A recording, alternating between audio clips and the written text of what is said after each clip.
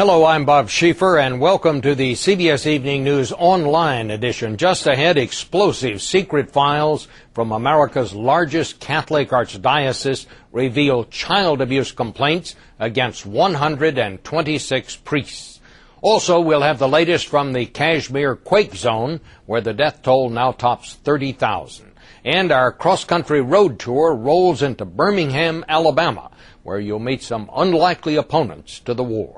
It's all starting now on the CBS Evening News Online edition. It may be one of the worst sex scandals and cover-ups yet for the Catholic Church. Newly released records in Los Angeles, the nation's largest archdiocese, show allegations of sexual abuse of children by priests were more widespread than the Church has ever admitted. And the records show that for decades, accused priests were given counseling, then transferred to new parishes where the same charges were often raised. The new disclosures are in a lawsuit filed by 500 alleged victims who are asking damages that could reach $1 billion. Here's Vince Gonzalez in Los Angeles. The secret files from the nation's largest archdiocese are sure to cause more pain for Catholics, but are unlikely to satisfy church critics. The edited summaries detail decades of abuse complaints against 126 priests, far more than Cardinal Roger Mahony acknowledged when the scandal first broke in 2002. This handful of priests that we had to deal with wouldn't fill up half one of those pews. There are now more than 500 alleged victims suing the church in L.A. for what could amount to $1 billion in claims. Ray Boucher represents some of the victims. It is clear that the Cardinal himself personally oversaw the transfer of priests that he knew were molesting children. The Archdiocese declined a request for an on-camera interview, but in a conference call today, a church attorney said Mahony was proactive, and the summaries do not prove abusive priests were protected. They do not show a cover-up. They do not show transfers to hide the problem. The Barragan family says that's just not true. They claim their family was nearly torn apart by a transferred priest who appears in the secret files released today, a man they trusted. Father Carlos was a very integral part of our family, so much so that he came and went as he pleased. He had a key to the front door. The parents met Father Carlos Rodriguez at a church retreat. Their sons were altar boys. Were all three of you abused by this priest? Yes, we were. He even took turns, because we all slept in the same room. He usually started off with me and moved on to my brothers. The Los Angeles Archdiocese transferred Rodriguez to the Barragans community after a boy from this LA church complained to police about sexual battery. In a report released earlier this year, Cardinal Roger Mahony said Rodriguez was removed from ministry and sent for psychotherapy. His new duties did not involve minors.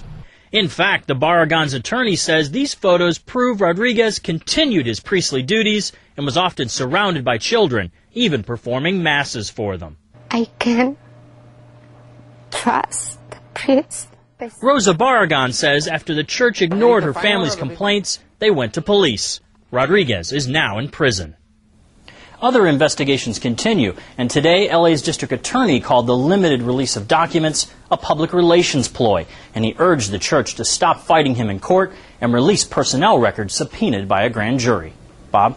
I read that statement from the district attorney. It was very tough. Do you think this cardinal, would he face some kind of charges, and is he going to keep his job, do you think, Vince?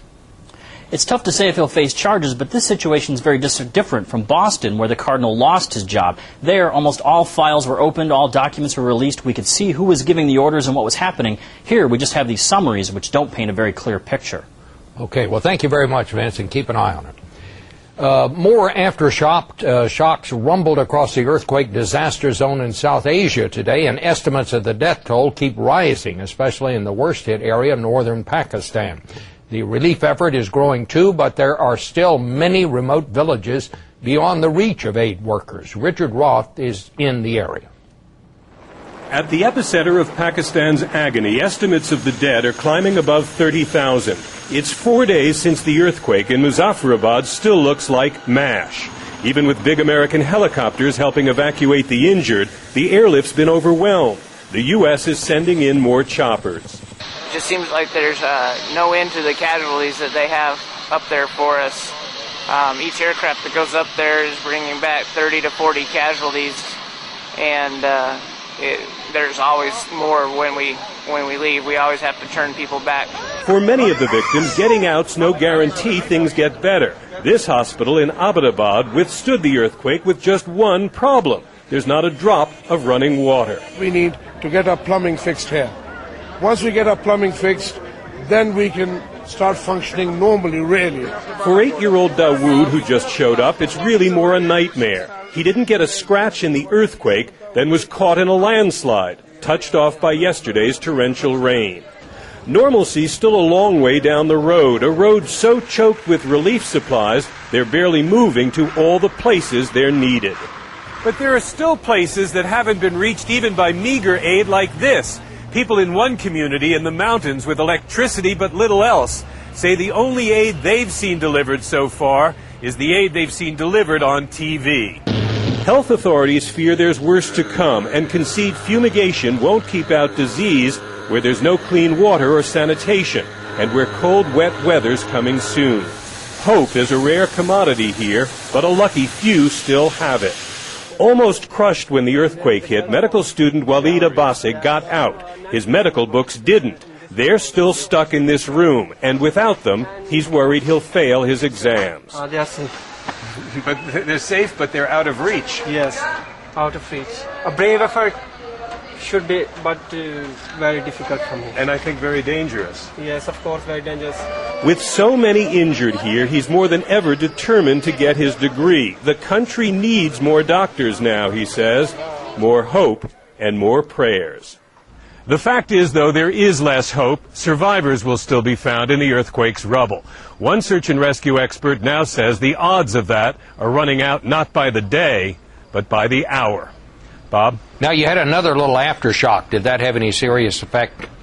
Well, it did. There are people just across the street who've been watching intensely as this rescue operation continues. There was a bit of shaking of the ground here. We felt it slightly. We're across the street. They reacted quite dramatically, and they started streaming away from those apartment buildings that are still standing. There were others in the crowd who started calming people down, and it was over in a few seconds. It was an aftershock. It didn't feel like a very big one. All right. Thank you very much, Richard. CBS News correspondent Sharon Alfonsi is driving across America. Monday, she talked to young Marines who will soon be headed for Iraq. Yesterday, at Fort Benning, Georgia, she talked to the children who have parents in Iraq. Tonight, as we continue the CBS News road tour of the home front, she is in Birmingham, Alabama, to hear another side of the story. Sharon? Well, Birmingham, Alabama is proud of its soldiers. I'm standing in front of one of the city's many memorials to its war veterans.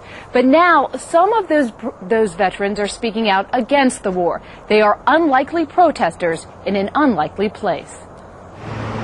Today, we drove into historic Birmingham, Alabama, a city remembered for its civil rights marches in the 60s and its response to those protests.